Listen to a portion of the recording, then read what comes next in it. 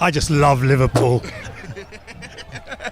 You were here last year, and obviously it was a slightly smaller event, and it's blossomed into this. How impressed are you with what you see today? Well, it looks like it's onwards and upwards for Rory. I mean, it's a stellar lineup, and I'm really impressed that he's pulled all this off. Because the lineup, I mean, like Shaka and all these kind of people, me, you know, Selector. I mean, there's so many names I actually can't remember them, but you know, brilliant. And it's always cool to nice up the place with some heavyweight bass. Yes. And a lot of them are from what's kind of considered the golden era for the crossover between reggae and Britain, which is like the early 80s, late 70s. What are your main memories of that time in terms of how reggae was used to kind of bring people forward?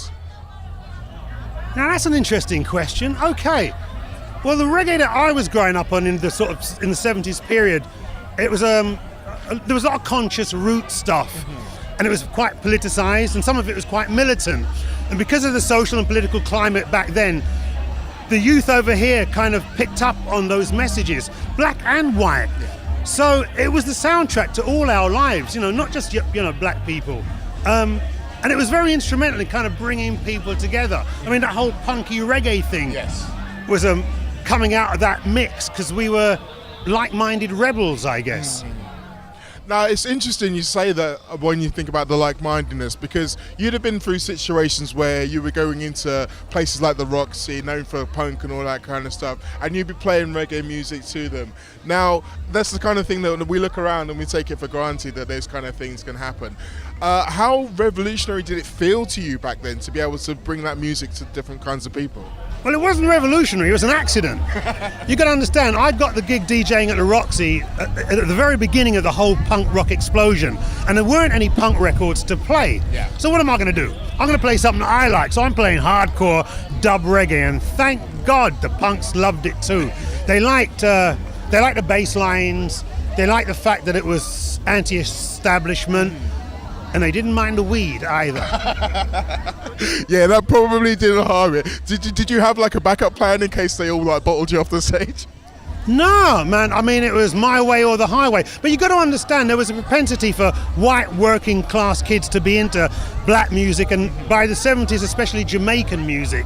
So, you know, it wasn't like Don Letts hipped everybody to reggae, because people like Strummer and John Lydon and Paul Simonon, they were hip to, you know, black music. But the people I turned onto it were all the people that kind of didn't live next door to black people back in those days.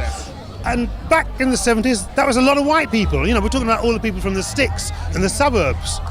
And I mean, obviously, racial acceptance isn't exactly, we've not kind of reached the mountaintop, so to speak, but I feel like there has been a lot of progression. How much do you feel like the music has played a part in that?